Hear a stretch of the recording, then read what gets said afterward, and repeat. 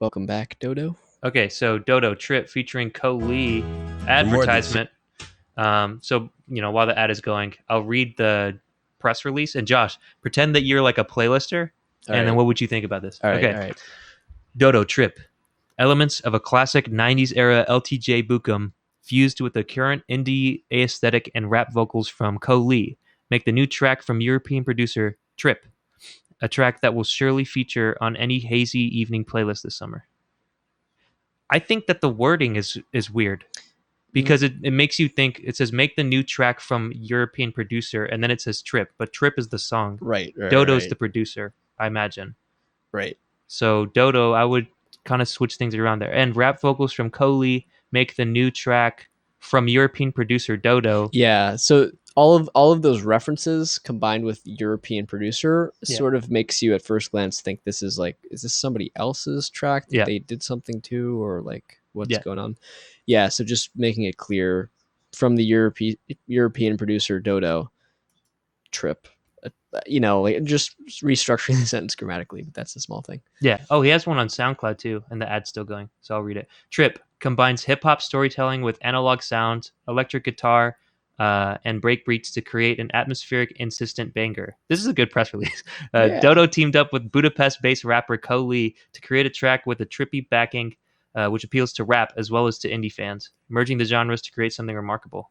That was a much better. Yeah. Well, that was a much better description. I mean, this one was just sort of described to us what's going on, but wow, we've got people from all over the world. Yeah, that's crazy. Did you find us from Reddit? What's up? Dude, legit, we've had people from this is crazy. A lot of different places today, like a different country for every submission. All right, you ready? It's awesome. Yeah, let's do it. Dodo Trip featuring Co Lee. Like the album art. Let's go. Ooh, that intro is crazy. Yeah. Coley.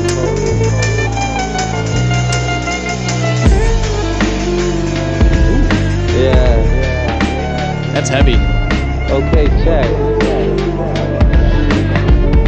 Yeah. Oh, love that. Spitting before I eat, crumbles at my feet. My brother hit me up and told me rap some on this beat. Rolling up my sleeves, a pack a joint before I pass a hit. Check. Spitting before I eat, crumbles at my feet. My brother hit me up and told me rap some on this beat. Rolling up my sleeves, a pack a joint before I pass a hit. Delivering the message that I wrote during the acid trip. Still swerving off the visions from my dreams. Still searching for my mission on the streets, yeah. Never pissing where I sleep, listen when I speak. I'm a skilled merchant, I will sell you what you need, yeah. I'm a free dog, steady looking for his leash. Surfing all these waves, feeling like I'm on the beach. Rap and grab what I want, nothing's out of reach. Switch up. Nothing's out of reach, yeah. Because nothing's out of reach, yeah. And we're surfing on the beach, yeah. Surfing on the beach, yeah. Because nothing's out of reach,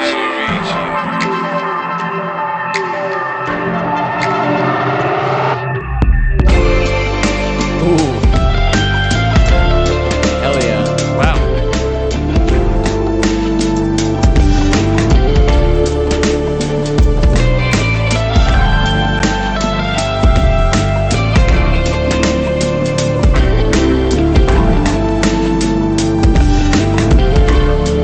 I think I like this back half better. Instrumental wise.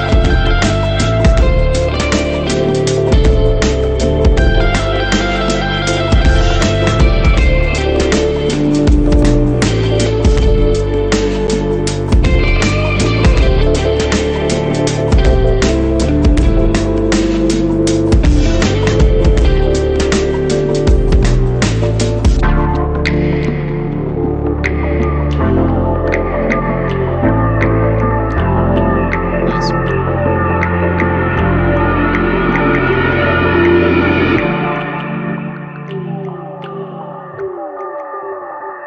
Wow, there's a lot going on in that. Whoa. That was pretty layered. Yeah, that was cool. That was trippy, dare I say. That was Dodo Trip featuring Co Lee. What Was it the stream or did the swing of the instrument and drums feel a bit not interlocked? Yes, I agree with that at odds. We'll go into that, but let's go overall vibes first. Josh, how about you start it? Man, like I don't know, Trippy? I'm impressed. Yeah. I mean, I love the way that started out, and it just I think there's a ton of points in this that shine as being like, yeah, like this is like the content of stuff on the radio or whatever. Like there's definitely some really, really strong points all around. I thought this was like more experimental shit. I wouldn't find it on the radio, but yeah. I mean, there are elements like the whole composition definitely is more experimental, like the way things like fit together and like the different parts and stuff. Yeah, for sure. But just some of those like instrumental parts sounded really professional, really good. Yeah. For sure. Man, I don't even know what else to say. Do you want to also give your first impressions? Yeah, first impressions kind of like vibes too. It's hard to not go into the detail like At Odds is doing. We do the same thing. Yeah. But yeah, so this was like pretty busy, pretty trippy. What kind of vibe did I get this from? I for some reason I was thinking like kind of Joey Badass type vibes with the vocals. I thought the vocal, at least his voice it sounds cool. But I do have some critique for what for the performance. Yeah, this was heavy, layered, a lot to listen to. A lot of the time I was like squinting, trying to figure out what exactly I was listening to. I think a lot of the instrumentation sounds really good. I think the producer is particularly pretty talented, but there is a couple things that I would change. So that's my kind of vibe to it. What is it? Vibes. Yeah, I guess vibes, I think it's decent. I guess yellow to green. It's hard to crystallize vibes because that's just kind of like a first impression. But what do you think, Josh? Yeah, I'd agree with that. Content. I mean, the one thing that I'm thinking about now, this is, I guess, either content or production, is there were points when I wished that there was just like one or two less layers. A couple times, like there were some things with like synth specifically where I was like, huh.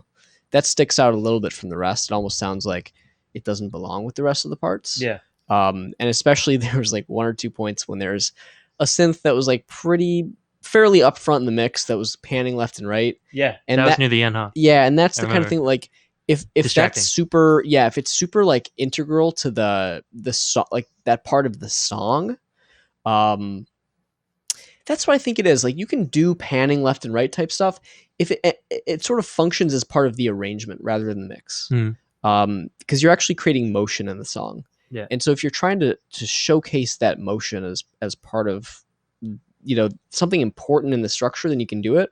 Otherwise, it's distracting. Yeah, especially like it's kind of like a novelty. I feel like like if it's sort of like a gag or like novelty. Yeah, if it's there for a little bit, it comes in and out, and it's like moving. It's dynamic. It's a transient. It's like there, then it's gone. Like that's what makes it cool. But if it's always there, it just gets kind of distracting. Like what's happening with this thing, Yeah, it's just being careful with like if you're gonna do these things with a lot of layers, that adds a layer of difficulty for you because then you have to make sure that there aren't any layers that sort of stick out or sort of distract the listener or sort of break them out of the illusion of being in the world of your track. So yeah, I think there were a couple points where just exercising a little bit more like restraint. And you said at one point like this is heavy. What did you mean by that? In a good way. Like, it was like, bass stuff sounded really good there. Just that distortion across so good. Yeah. Especially at the beginning. I'll go into At Odds comment right now because that's the first thing that I heard too. So I was inundated by this sweet intro that's like, I don't know, it's like a pitch kind of shift up into a saxophone, which was super like unexpected and really cool. And then the saxophone kind of has this like weird rhythm to it that I don't think it locked up with the drums very well. And like it's a shame because it sounded like production wise, sampling wise, it sounded pretty good. It didn't lock in with the beat that you were going with. And then you add on the top of the drum and breaks kind of a high pass kind of break beat drums like boop, boop, like in the top frequency there. So you have a lot of these rhythmic layers that are kind of clashing to each other, and sometimes it sounds heavy in a good way, but sometimes it sounds like there's too much and like I don't have anything to latch on and groove to, so I think it's important to kind of have everything in a pocket, sort of say.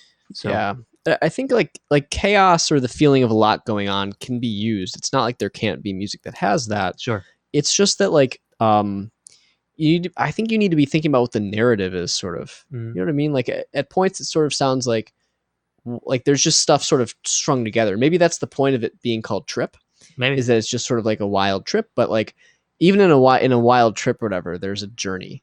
And there were times when it felt a little bit like, oh, we're going to a new vibe just cause. And some of that is just like, oh, there's a part here that doesn't have a clear focus. It doesn't have a subject. It's not clear what we're supposed to be focusing on or hearing or experiencing or relating to or whatever. Yeah. It's just like a cacophony of stuff. Yeah. I thought the same thing with the vocals. Maybe it is a theme, but yeah, with the vocals, I was literally like, what's the focus here? What's the point? Maybe. I mean, this is a challenge. It's hard to make things like this where there's not only a lot of layers and instruments, but separate parts that have their own vibes and stuff. Yeah. It's a lot of work. But it's just like having sort of a checking process, and like, I mean, that's the whole reason why, a big reason why we're doing this feedback is so people can send us stuff when it's in progress. And so we can give feedback on it during the process to help refine it. Because yeah, it's great to know after the fact and you can apply it to future stuff. It's even better if you can apply it before you even release stuff. Right. So it's a little bit tough to give feedback, where it's like change the arrangement in some way. That's true. Yeah. Take this as like a for your next track. Just sort of like things to think about with like layers and having a lot going on, sort of crafting a narrative, I guess. Yeah, I think you two are both pretty talented though. Like you guys can tell that. Yeah, you guys, like, the rapper doesn't sound corny. Like, he has like a good flow to him. He has a good voice. And you production wise, Dodo, impressive. Yeah, like I can tell that you're talented there and you know how to make things sonically sound really good, but maybe just for me rhythmically, which is super important in hip hop, like you want people to like bob their head and shit, like it needs to lock in. And so that's why, we're kind of eating into you a little bit. But yeah, let's go back to our structure. So content wise, yeah, I'll go back to the vocals. So yeah, like I said, first kind of thing I thought of for some reason was kind of Joey Badass type. But with the lyrical content, like it seemed like he was just freestyling.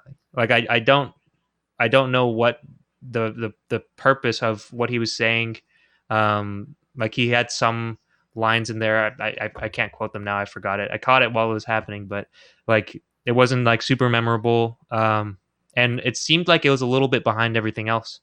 Like if I were to mix it, I would just make the vocals a little more present.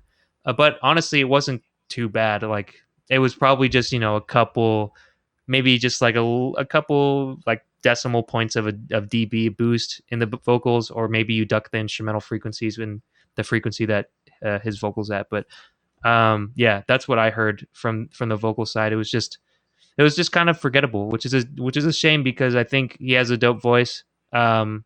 It was just kind of a forgettable verse. Yeah. So for content, I'd say yellow.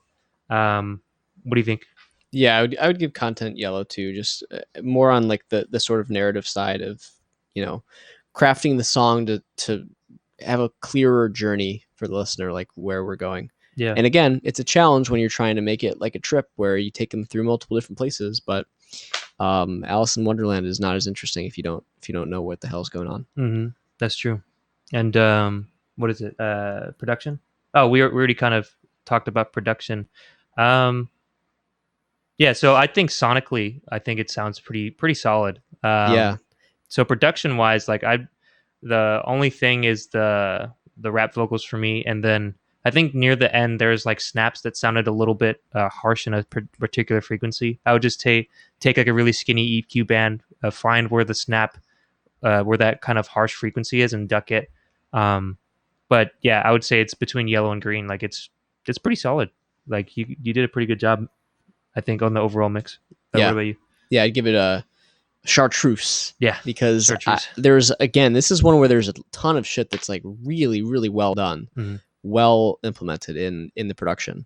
And then a few things where it's like, oh man, like if that one thing like wasn't there to sort of pull the listener's ear out of the the experience, then it would be perfect. But yeah, there's just a couple of subtle things with like making sure you're not overwhelming the listener in a way that pulls them away from the experience. It's fine to have the feeling of being overwhelmed, but it needs to be consistent with itself. Yeah. So just things like not having like that sort of synth that sort of was above the rest of the mix and panning back and forth without much of a reason, it felt like. Yeah, in the back half. Yeah, just like being careful, being a little bit more minimal about things like those. Like, is it really needed, or can you do it in a way that blends better? Again, minor things, but that's the whole point of this. Yeah. So I'd give it a chartreuse for production. And overall, I think that's where I'd put it, yellow to green. Yeah. Maybe more towards yellow, but what about you? Yeah, I think I would agree. I mean, it's right in the middle for me. Like, I like it a lot. I mean, it's not to say like this is probably better than like a lot of the stuff that exists out there for sure. And it's very impressive, and it's something that you should be proud of. Yeah, I definitely want to hear more of your shit. Yeah, for sure. But both of you guys. It's definitely. I mean, there's things to develop within it. So I would say it's between develop and good to go, because there's also parts of it that are good to go. Oh, Enrique's saying bye. Say bye, everybody. Bye, Enrique. Bye, Enrique. Thanks for fixing it. But yeah, that was Trip Jamie by Coley. Not Coley, sorry. Dodo. By Dodo. Okay, so Sweet. we'll go Thanks, to Dodo. the next one. Yeah, thank you, Dodo. Another great one from Dodo. Oh yeah, was he a return? Yep. Definitely felt like it was familiar, but